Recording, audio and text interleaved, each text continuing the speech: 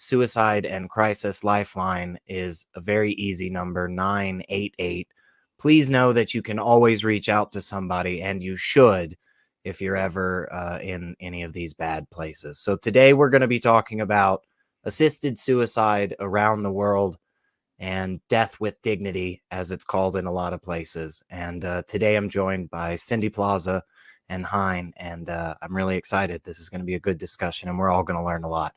So come join us on the Global Atheists.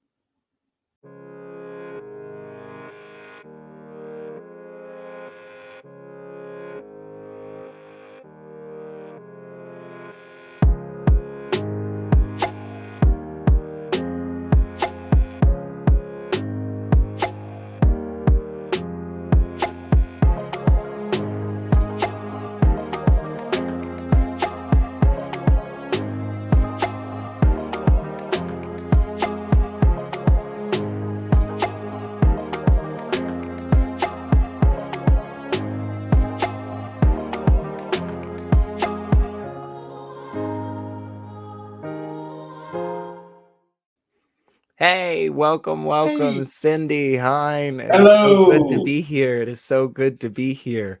I am super happy to be chatting with you both about this. You both have a lot more knowledge on this from where you guys are based, and I think there's a lot of information here that we just really need to get out there to more people. I think this is a really important thing that affects a lot of people, and I'm really glad to be hearing from you both. I'll start with you, Cindy. What is your experience? What is your understanding with this? Just kind of bring us into this and how you know anything about this, I guess. So yeah, first trigger warning. We're going to talk about suicide. We're going to talk about dying with dignity. We're going to talk about all the care that's taken around this. So if this is a very sensitive topic for you, maybe watch it with someone you're comfortable with, or watch it at a time where you are and you feel safe to listen to these things. Make sure that, as Sarah said at the beginning, make sure that you take care of yourself and see a therapist if you need it. So regarding to your question, I live in Belgium, and Belgium has allowed it for 22 years now, and so I came upon a report that's produced every year, and I found a lot of interesting information. And also, I wanted to talk about the human and the humanist side of this, because there are two sets of arguments in favor of this. One is from the country's perspective, why a country should have these kind of processes in place. And then there's another set of arguments on why an individual would or should choose this path if they come to this. And I think from a rationalist and humanist perspective, those arguments should be talked about and listened to.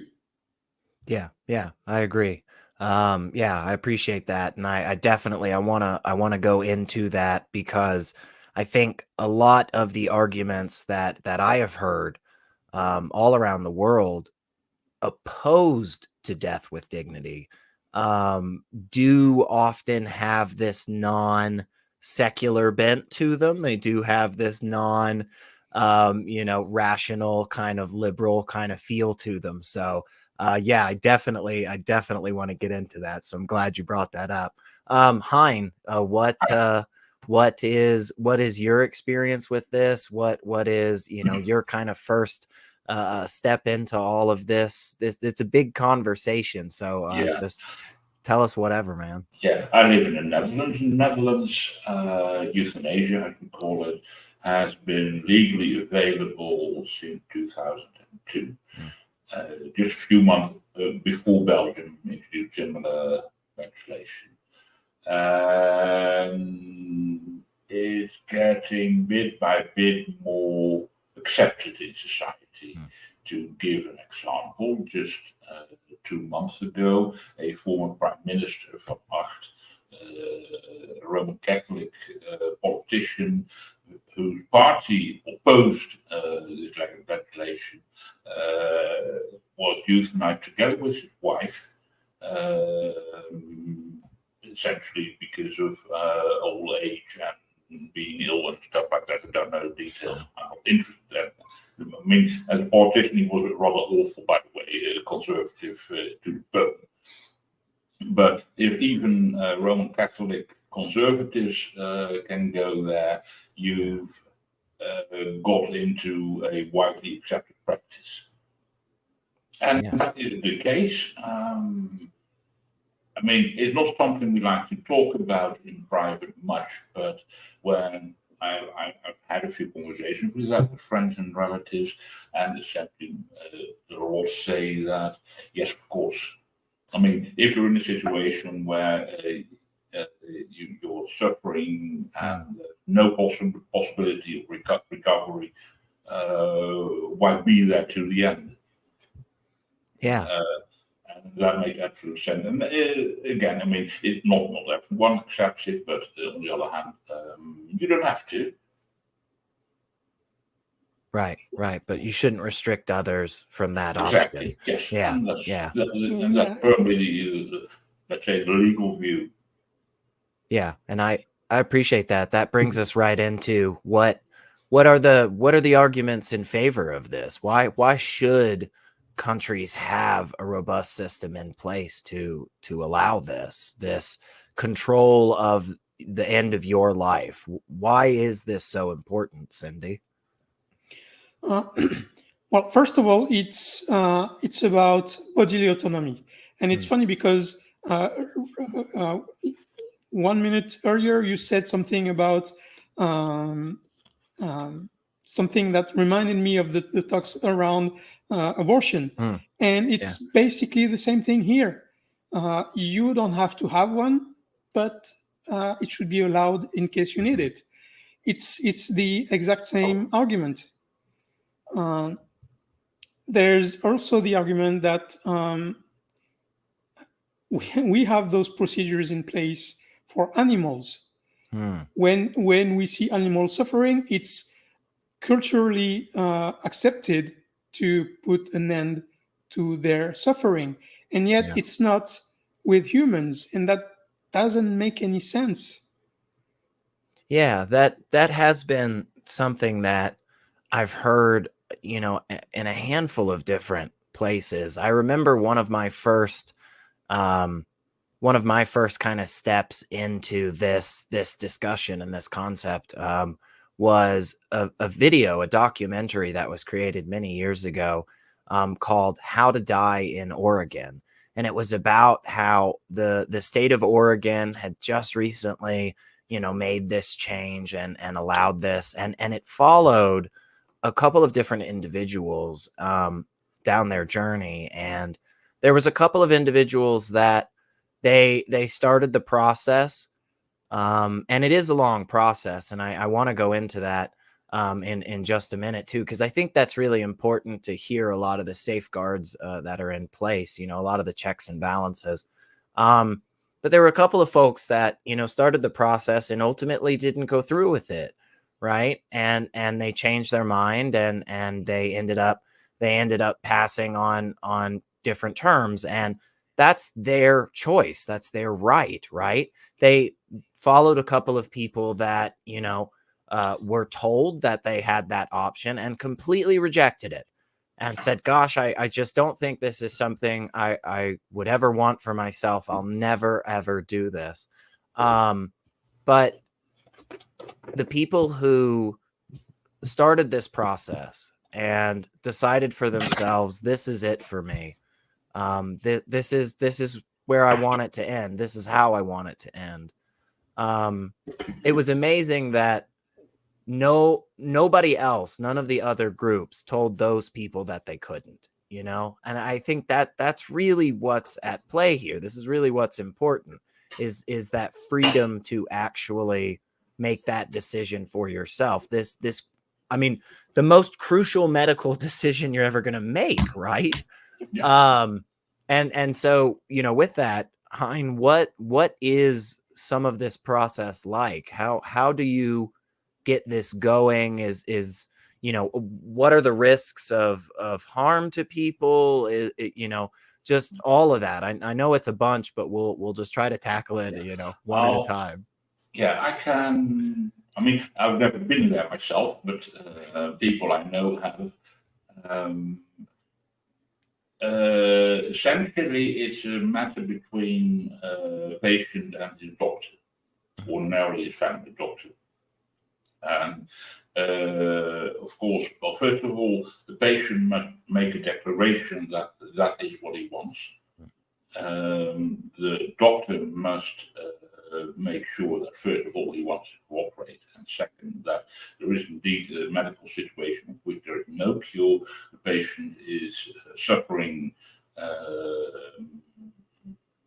without relief.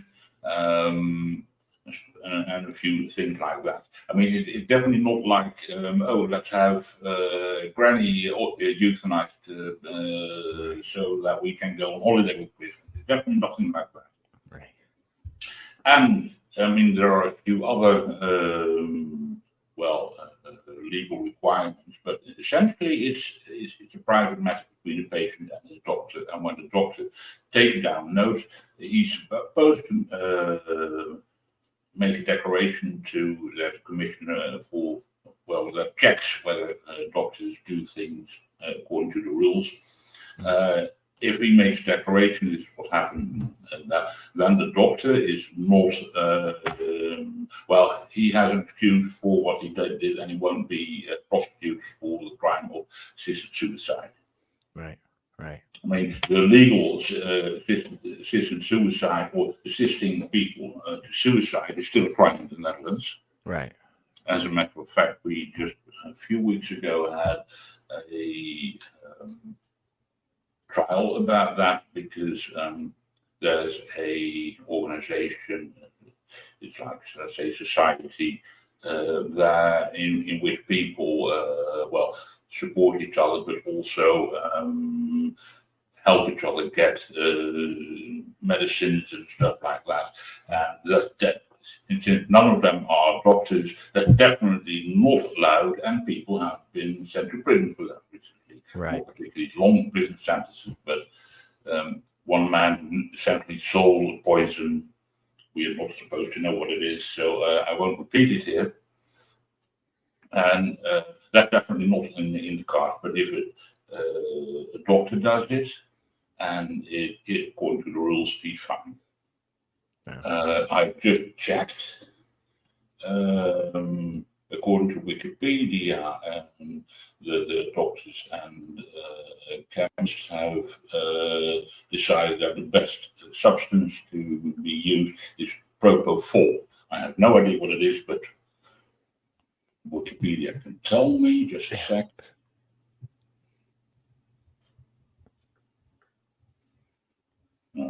I'm not a chemist, so that's okay.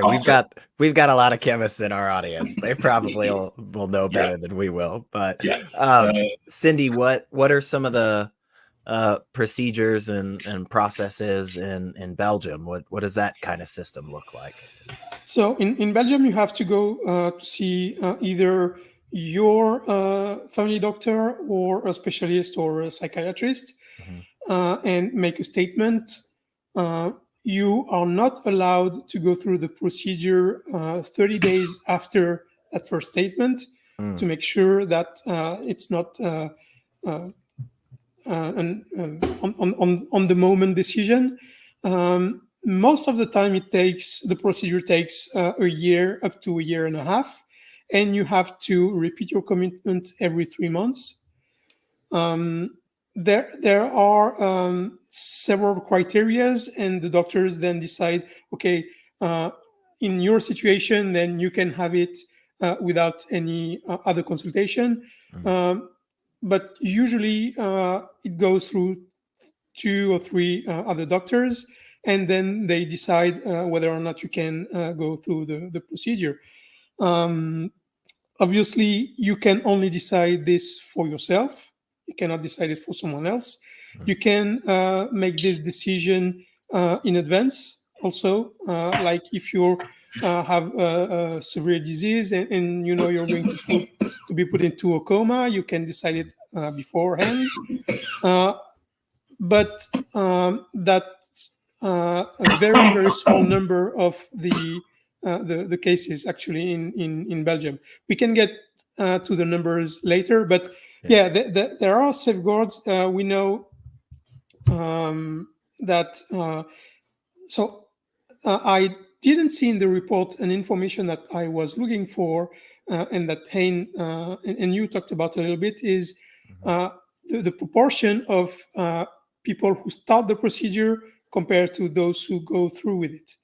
I'd like to know if, like, for example, having to go through some doctors that ask you a lot of questions about how you feel, what is your pain, and what your medical situation, if that helps some of the people who go ask for it, and they say, oh, okay, maybe I haven't tried this treatment or this therapy or this or that. And I think that's an interesting question to ask, because there's interesting information behind this.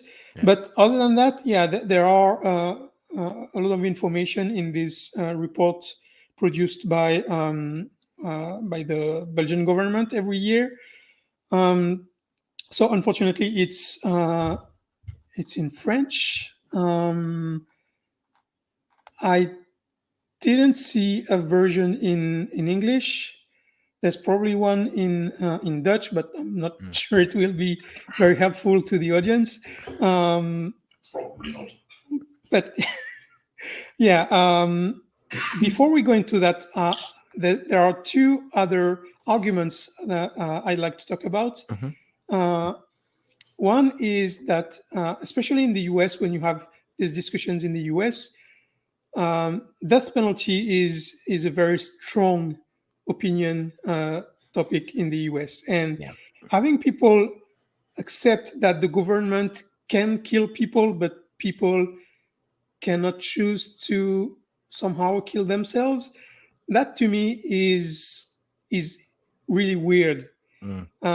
To think that the government can make a decision like this and you cannot do it for yourself, that doesn't make any sense.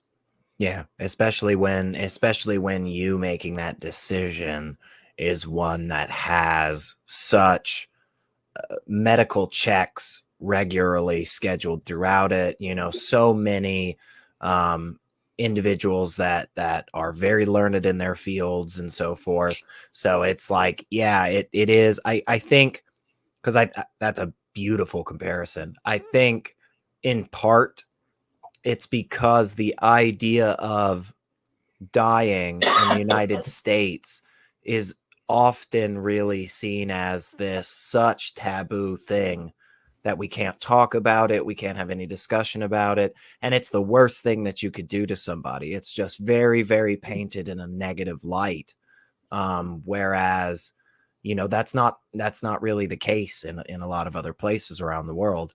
But yeah, it is. I think that absolutely plays into it. It's like, no, we as the state want for you doing something bad. Otherwise, nuh-uh, can't do it. Yeah. And another reason that's playing into what you just said is that in the US, the climate right now is very aggressive, very very polarized, and there's this concerted effort from the right-wing medias and all the personalities on on one side, let's say, to move the Overton window to the right. And that's done on purpose. And like you see from 2015, 2016, the speech that was going on at the time, and it went slowly more and more unhinged, more and more extreme. And the purpose of that is to move the Overton window so that the more extreme things you say, they make the less extreme more accepted. And so if you want to fight this, you need to try and move the Overton window on the left. And one of the ways you can do this is by appealing to humanity in people and talking about this specific topic.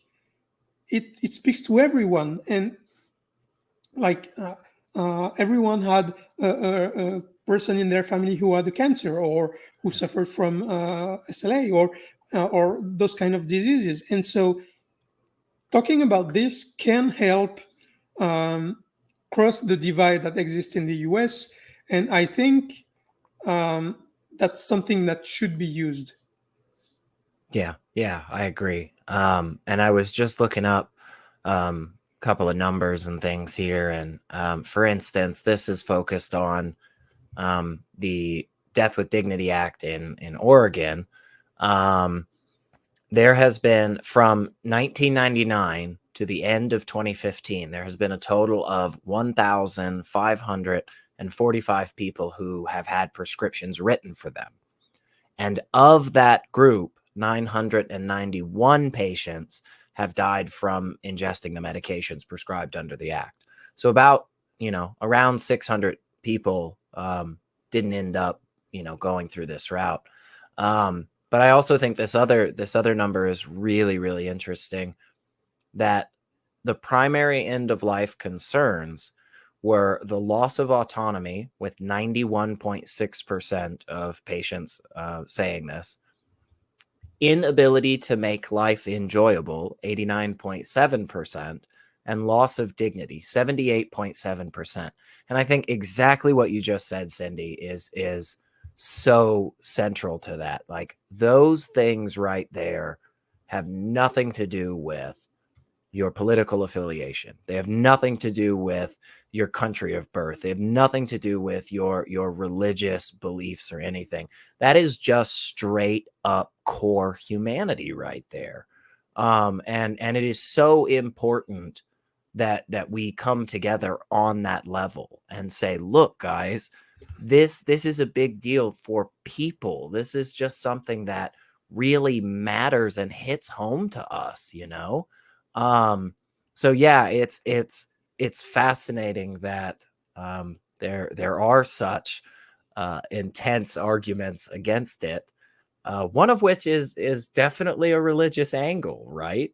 I mean, there is this huge idea, especially at least in the United States, this idea that God doesn't like this. Right. Jesus cries every time this happens.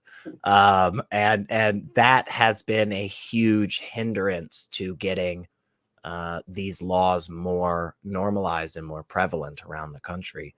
I'm wondering if either of you have any understanding of, what the pushback is in your countries or in other European countries, because it's not super widespread through Europe either. Actually, it isn't like every single country has this. I mean, according to a picture in Wikipedia, I think in Europe, legal euthanasia exists in the Netherlands, Belgium, in Switzerland, in Spain. Yeah. So that's not a lot. No, not at all. Yeah. Let me check that. Yes, I mean, passive euthanasia as in essentially quitting working patients so that they die is legal in most of Europe, essentially not Russia. That's the only big exception. Yeah. But I mean, in general, when I look at the map, Canada, Colombia, most of Australia.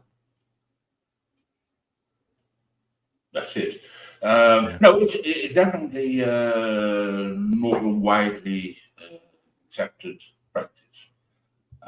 In the Netherlands, opposition to euthanasia legislation was Christian political parties. That's pretty much it. I didn't look up the exact how the parties voted for the legislation, but that was widely with Liberal and the Labour Party. They introduced the legislation and passed without problem. Yeah, is that kind of something similar that you've experienced, Cindy, either in Belgium or in other European countries? So I've been living in Belgium for 8 years now. I'm French originally, and in France it's not authorized, and it's basically the same. It's the far right and more conservative and Catholic part of France. It's I think there was a poll relatively recently, in France.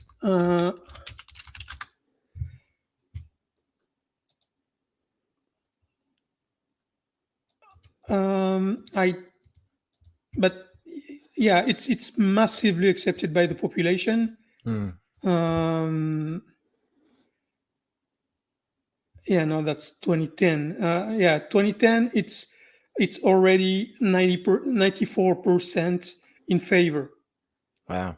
And it depends on the religion. It's 97% for people who are without religion, 82% of Catholics, and 58% of Muslim people. Wow. So, yeah, it's France is still, even though it's seen as as a progressive country, it's really not. France is a really conservative country in many ways. So yeah, it's mostly coming from religious background or cultural religious background. Yeah. Perhaps I should add to this that while this legislation became law in 2001 in the Netherlands, a practice of euthanasia had been going on for decades. And that was all very hush-hush. But it was also well known that it happened quite a bit. I think that there was what do you call that? A public opinion group, formerly association, who pushed really for legislation in this, and it took them years to get it on political agenda, I must admit. But eventually they got a few political parties going for it, and then it was a matter of 2 or 3 years of debate to get legislation through Parliament. But it's an absolutely working system now. And I would remember well in the early 1990s, late 1980s, I don't know exactly when, a friend of mine, about my age, a bit older, he was suffering from AIDS. There was no cure for AIDS then. He was in a very bad state, and I was present when he died, and there was a doctor involved. Even while that was highly illegal, there were doctors who were willing to help. And that practice has been going on for quite some time before legislation came in place. But I think it's essentially pressure from people from all parties who are for it to get politicians moving. That is the way. As you said, Cindy, a large majority of people want this. Yeah. Because, I mean, when you're ill beyond repair and you're suffering, it just makes sense. Yeah. Yeah. And there a lot of the ways in the United States, because there's about 10 different states that have this allowed. So the majority, I mean, the vast majority of the country, this is not acceptable. A lot of the way that these states had these efforts really gain traction was through various, legal rulings, various court cases, right? Where somebody who was in a particular state said, "Hey, look, this is unconstitutional that you're not allowing me this opportunity to end this suffering that I'm going through." Like you said, Yeah. Ryan. I know, for instance, in my state of Tennessee, there was a lawyer who fought for many years for a lot of different causes, and the final cause that he fought for was the right to end his own life on his terms. He was diagnosed with a particularly aggressive cancer. He was already an elderly gentleman, and he fought this case, unfortunately, until he died from the cancer a few years back. And so the case didn't keep going. It didn't go on any further. And definitely in Tennessee, there is not currently a big groundswell of support for this stuff. But in the places that do have it, it does seem to be, widely regarded as valuable, right? Like, there's been a couple of times in Washington and Oregon, Hawaii, I think, even as well, and maybe even Vermont, if I'm remembering correctly, but where they've had some pushback and some potential laws trying to overturn these rulings and these bills and so forth. And a lot of those have failed repeatedly, which I think is really good. Which proves that the opposition has no merit. Yeah. It's only ideological. There is no argument against this. Right. And that's what I was thinking. It's tough for me because I always like to try to steel man the argument as best I can. And one of the arguments that I have heard that doesn't come from a religious understanding, right? Because again, I think, all of us here at Skeptic Haven, the idea that my God says it's not okay doesn't really cut it with us, and it shouldn't when it comes to the way that a government functions anyway, right? It should be equal for everybody despite your deeply held beliefs, right? Or lack thereof. And so the argument of, well, it's just going to run rampant. If we give people this option, it's just going to run rampant, and people are just going to be doing it needlessly and all of this. Again, back to the comparison you made, Cindy, with abortion, right? In the US, there's that argument just the same. We can't actually give people control over their bodies because then they'll use them in a way that we don't want them to too much, right? Yeah. How do we prevent that? Is this a reasonable argument? Is this something that, hey, maybe let's take another look at this? Yeah. What are your thoughts on that?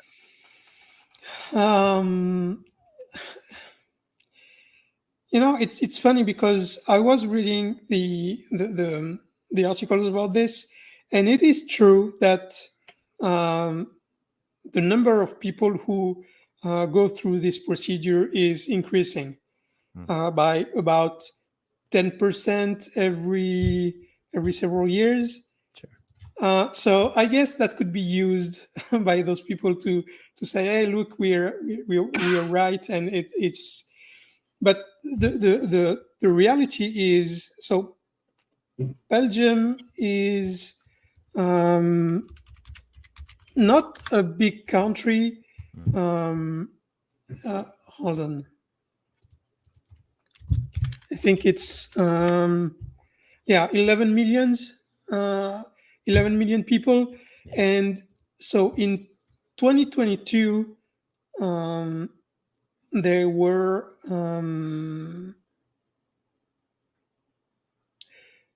almost 3,000, which is a very, very, very small percentage of the population. Out of those 3,000, so the exact number is 2,966. So the divide between men and women is almost 50%. It's 50.4% men and 49.6 women. The age divide is what you would expect. We can talk about euthanasia for minors later, because there's a provision for that in Belgium. But what struck me earlier when you talked about Oregon is that people were asked why they go through this procedure, and they said, it's because I lose autonomy, or those kind of things. And this is not in this report. This angle doesn't appear anywhere. It's just what kind of diseases you were suffering. It's those kind of things. But we know that it's physical and mental suffering for 72% of people, physical suffering only for 25%, and mental suffering for 2.2%. We know that almost 60% of the people who go through this procedure suffered from cancer. That the number of people who went through this because of depression or mental disease is only 0.9%. So I don't see how it could snowball like some people claim it would. The safeguards are I don't see what else you could ask for. I mean, the fact that you can only ask it for yourself, that's a big thing already. Right. The fact that you cannot do it in the first 30 days, that's also very important. The fact that it has to go through at least 2 doctors, that you have to have a justification. I mean, what else would you want more?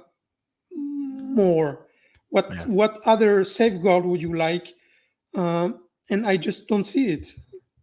Yeah, and the ones in the United States, the various places that have it, are all very, very similar, right?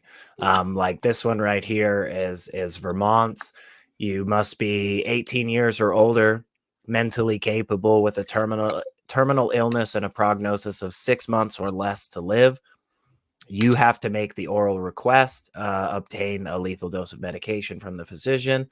You have to get a second opinion, a written and oral request.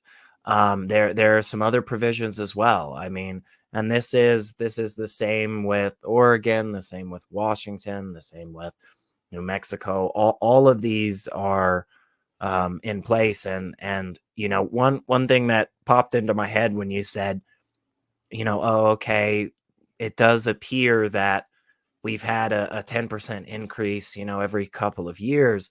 I wonder what the increase in population, you know, has been, right? Yeah. I wonder if there's a correlate there, you know, maybe not causation, but it'd be fascinating to know, because if we had, for instance, a 10% increase in the population over those years. It kind of seems like it makes sense. Hein, what do you know about this? What safeguards and so forth? First, just a check. In 2022, according to Wikipedia, 8,720 people died by euthanasia in a nation of some 70 million inhabitants. Yeah. That's a larger proportion than Belgium. Yes. Yeah. Yes. Yeah, it is. And there was 14% more than a year before that. It's about 60% cancer, 80% euthanasia or suicide by the physician.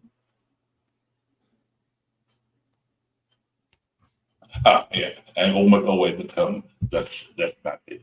Yes, well, the rules are pretty much like in Belgium. There are no firm periods in the law. When there must of course be a declaration of the patient that is his wish. That may even be, although that's legally somewhat shady business, a declaration of their will in the end of life that they made years before. I have such a declaration lodged in case I get mentally incapacitated.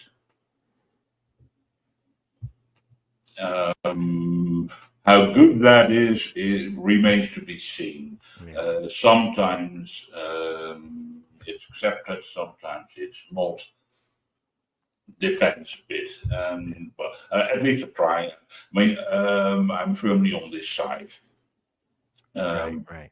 And it's the fact that indeed the numbers are rising is partly just an effect of general acceptance. Mm-hmm. Right. Yeah, I agree. And to correct what I said earlier, it's 10% every year. Between 2021 and 2022, it was 9.85%. So it's roughly 10% every year. Another interesting number is that the proportion of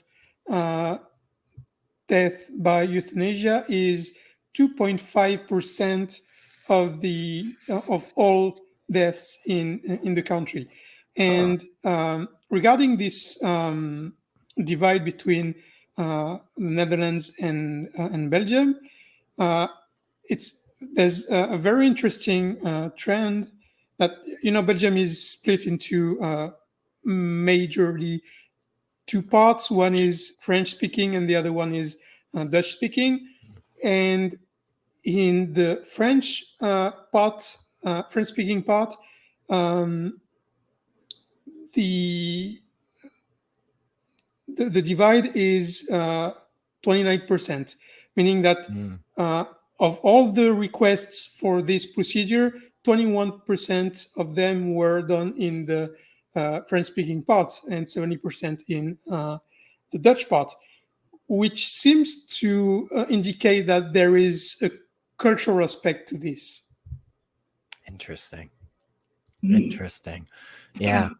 Interesting indeed. That may well be the case.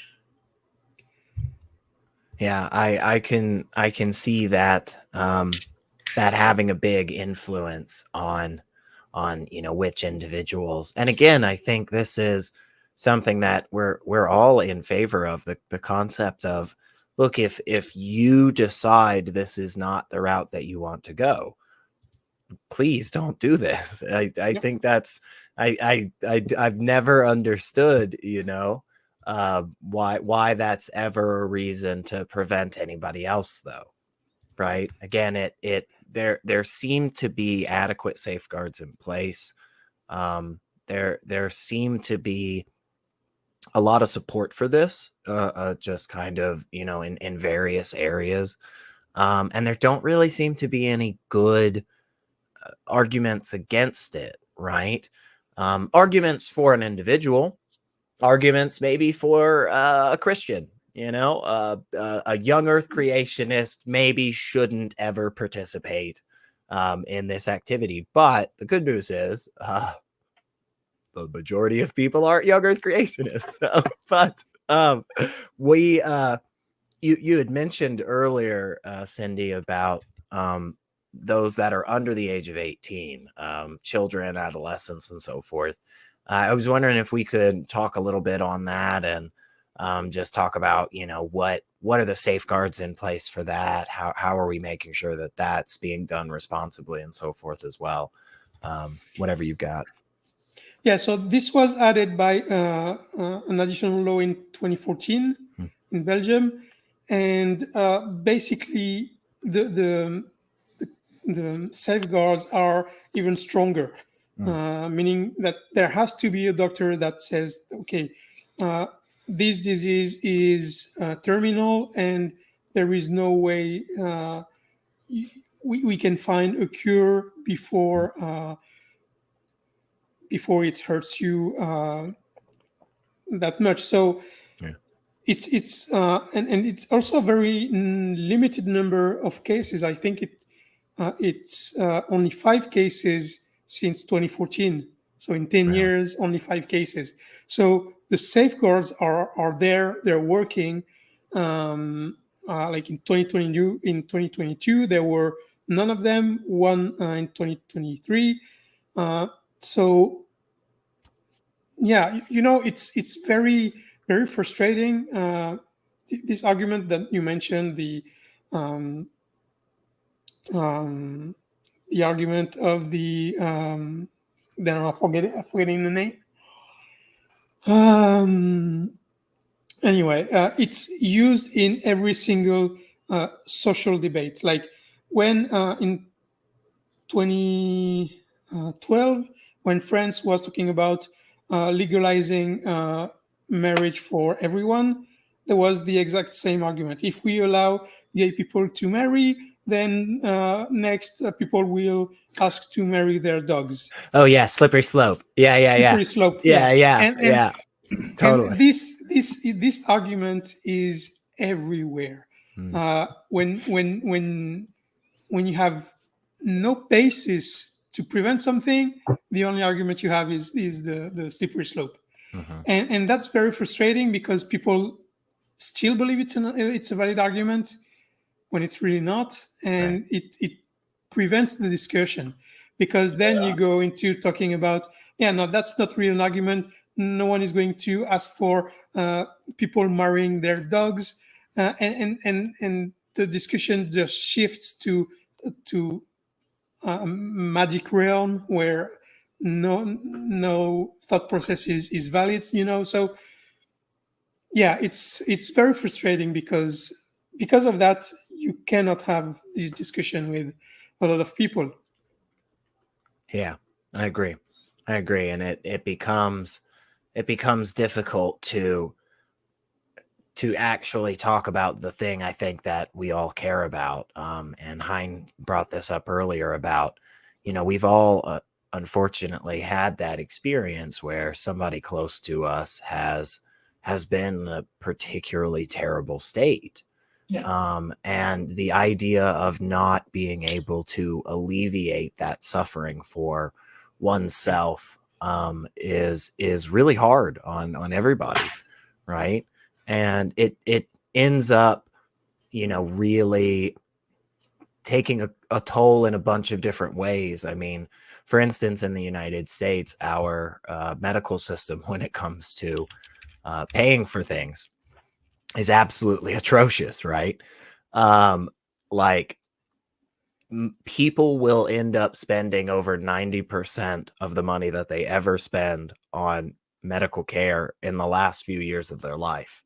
And it absolutely is, it's devastating to families. It can completely bankrupt people, because in part, they don't have this option, right? It's not to say that everybody in that situation would take this on. In fact, I think the numbers indicate the vast majority of people won't, right? Again, here just from looking at Oregon specifically in 2013, there was about 22 assisted deaths per 10,000 total deaths in Oregon. So obviously there was more than 10,000 deaths in Oregon in that year, but also like that's fairly small, you guys. That really is. And it seems particularly cruel to single out this group and say that they can't have this. Yeah, go ahead. It's 1% of the percentage in Belgium, which is already 2.5%. Yeah. So, I mean, it's ridiculous. I'm tempted to make a comparison with, let's say, people who die from gun violence. That looks in that statistic. Yeah. Yeah, very good question there. Very. I'm not trying to open the gun law discussion here, but you're talking on small numbers. Not that is an excuse as such, by the way. I mean, if something bad happens, only just doesn't make bad thing good.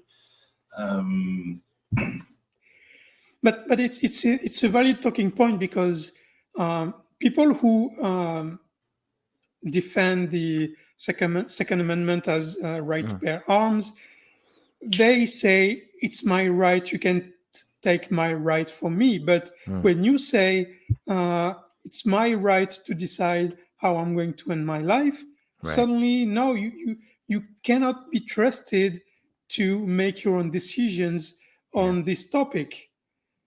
And that double standards is just baffling to me.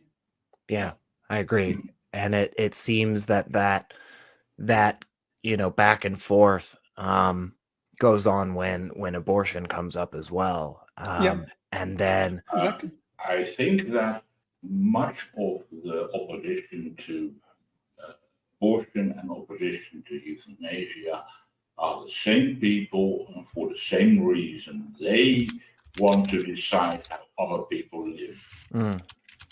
And in this case, done. Yeah. It's simply that. And why they want that is something of a bit of a mystery. I mean, in the case of Roman Catholics, I understand that suicide and anything around that is a big no-no. Right. And of course, abortion is a big no-no. But I'm not quite certain that Protestants necessarily need to think that. Yeah. I mean, I have little idea of how exactly American Protestant ideas lie here. I have no idea. It's I know Dutch Protestants and they're Calvinists, so they're a bit weird. Right. Well, to be fair, the thought process of many Americans is baffling to many Europeans on many levels. So yeah, this wouldn't be the only thing. Yeah, I'm not sure this is news for anyone, but yeah, cheese in the can. Yeah, that's yes. Pioneers. Especially for people who come from the Netherlands and France, cheese in a can is just very. It's a crime against cheese. Yeah. No, I get it. But I think, hopefully one of the things that we have been able to do today with this discussion is give some people at least just a little bit of something to go look further into and to think about the responsible ways of, themselves and how they navigate these very difficult situations. This is something that will at some point affect every single one of us, right? This is something that is truly close to home for every single one of us. And it's worthwhile to take the time to have the difficult conversation about all of this and think about what are the options that are available and what options would you like to have available. Because again, currently where I live in my state, if I unfortunately were to find myself in a position of immense pain and suffering, there would be no relief for that. There wouldn't be anything that I could do. And that's honestly, it just sucks. That's just not the world that I want to live in. And it doesn't feel like it's the world that a lot of us want to live in.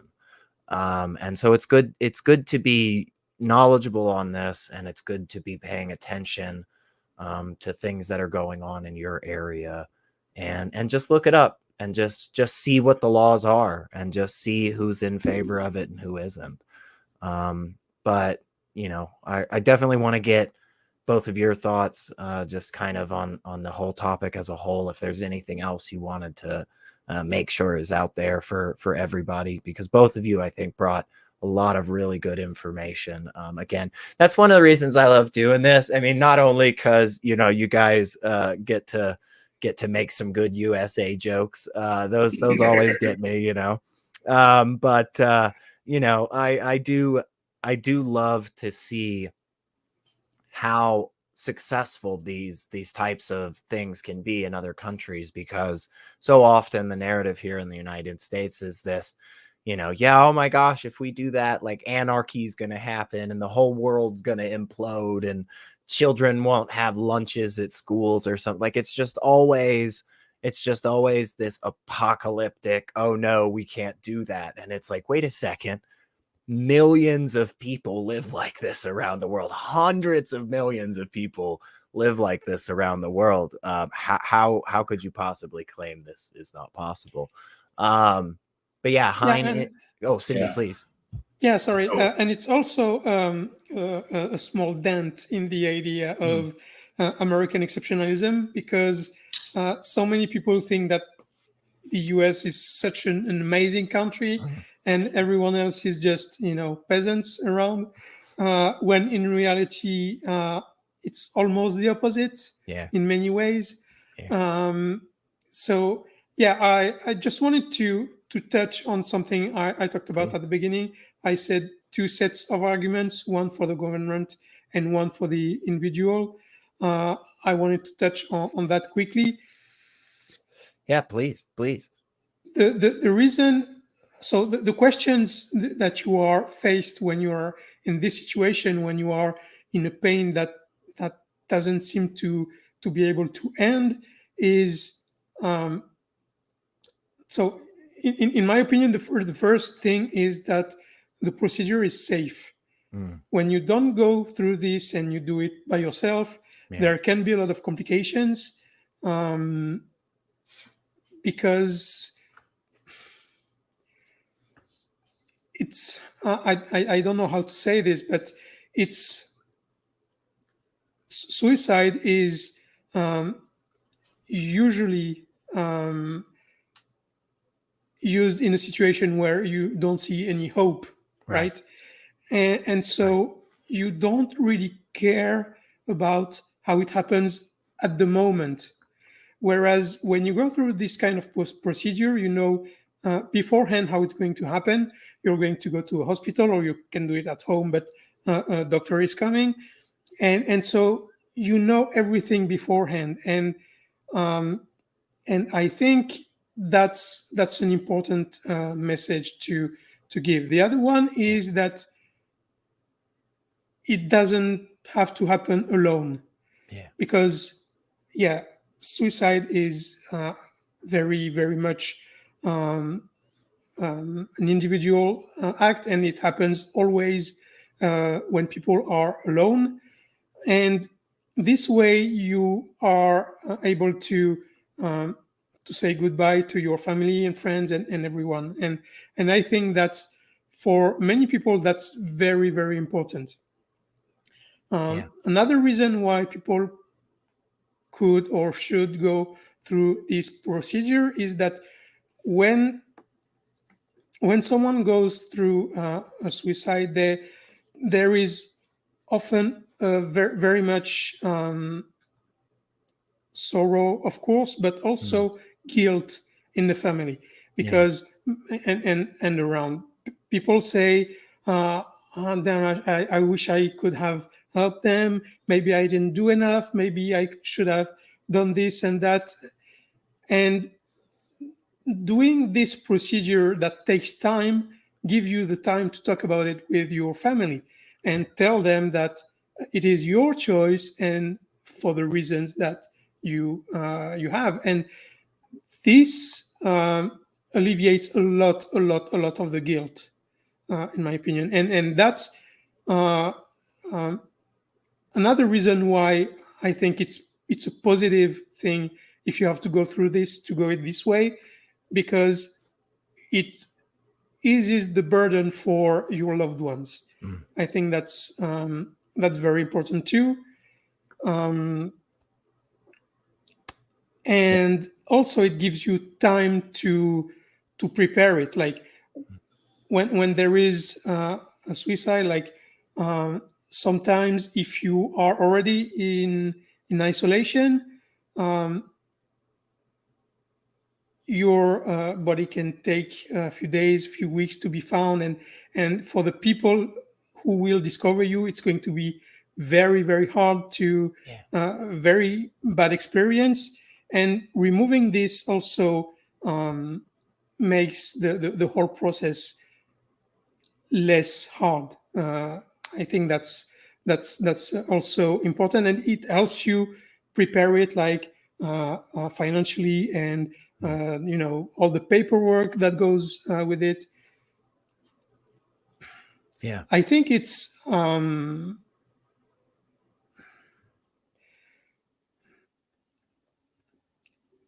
it eases your conscience when it's time to go, and it eases the passage for your loved ones.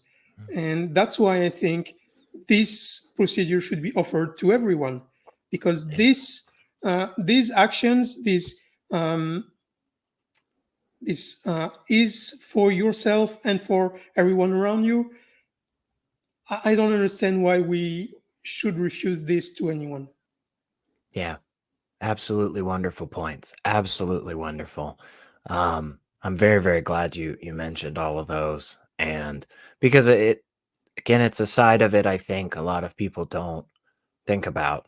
For instance, I just pulled up some numbers from the CDC themselves, and in 2022, across the United States, there were almost 50,000 suicides.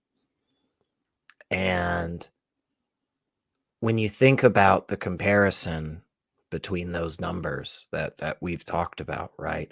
I know this is the United States, and we talked about Belgium and the Netherlands, and we talked about specifically, one state in the US. But to think that all of these individuals, in my country alone, unfortunately took their lives throughout that year, when we should have had a robust system in place to help them, to support them. And there are some wonderful, wonderful organizations out there that do assist and do help people that are struggling. And the good news is, we'll they're around 24/7, and they're wonderful, and we'll have all those in the descriptions for this video for sure. And we just pulled up some other numbers, and about 700,000 people worldwide each year, unfortunately take their own lives. And it is such a shame that we are so worried about doing this the right way, right? Giving people adequate safeguards in place, giving people proper medical care, and so concerned on that side of it, when we're not so concerned with that, almost 750,000 people, right? It's huge. It's huge, and it's startling. So. Yeah, to think what they went through in the last days, weeks, and that we could be helping them. Yeah. And we don't for bad reasons, as we explained in this hour. That's to me, that's a shame. Yeah, I totally agree. It shouldn't happen. Yeah, it is the humanist thing to do. Yes. To allow this and to create a system that supports people through this process. So that definitely is something important to us here. Hein, any other thoughts or points? Maybe if you are able to write a letter to your congressman or woman, push them towards this. I mean, eventually politics will decide, however you turn it.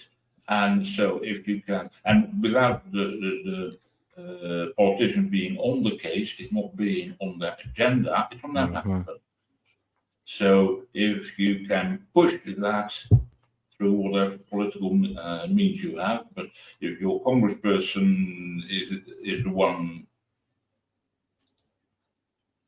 and seek publicity for this case. Yeah, I agree. It definitely takes a lot of voices. It takes us making sure to tell those that are in our representative governments that this is something that we care about. And because even though, again, I think we've done a pretty good job of showing that this isn't running rampant in any of the places that it is allowed, and it is, adequate safeguards are in place. And, somebody may come back and say, well, it's just 2% of the population, guys. I mean, SR, you did such a good job of convincing me. You're right. There's not that many people doing it. Why does it matter? And I think that's exactly why it does matter. That's exactly why it does matter. You are always defined by how you treat the smallest of groups, the most marginalized of individuals, I think. And this is something that we can do the world over to really make a big difference in a lot of people's lives. So I really, really appreciate the both of you. I always love, I know this is a tough subject. It's difficult. But I always love hanging out with both of you. You always have such great insight into stuff, and I really appreciate your thoughts. And on that note of appreciation, I must thank all of our wonderful patrons that help keep this channel and wonderful community going, like Logan Fisher, Amanda McLeod, Sydney Davis Jr., Eric Ozols, Rion, Sunny Shell, Cindy Plaza, Phil Calderone, Kathy Cotton, Tara S., Aaron Coalson, and Michael Wiseman. And don't forget, we are always here hanging out some day of the week. We've got Let's Talk on Sundays, our call-in show. The Sunny Spot happens on Thursdays. The Global Atheists and Women Atheists Unload, hanging out with you on Saturdays. And I know I'm forgetting ones. Secular Soapbox. That always happens on Tuesdays and is a great time. So everybody out there, thank you so much for joining us. Thank you so much for hanging in with us through this tough topic. We hope this hits home for you. Because again, like we've all made clear, it does already. It is an incredibly important topic. And the only way that we're ever going to see any progress in the right direction on this is by us having these difficult conversations, and not shying away from something like this, and really bringing it to the forefront. So we appreciate every single one of you that hung out with us. Make sure to throw up some comments below. Tell us what you like, or tell us about an experience that you've had, and just connect with us. Like, subscribe, do all the things.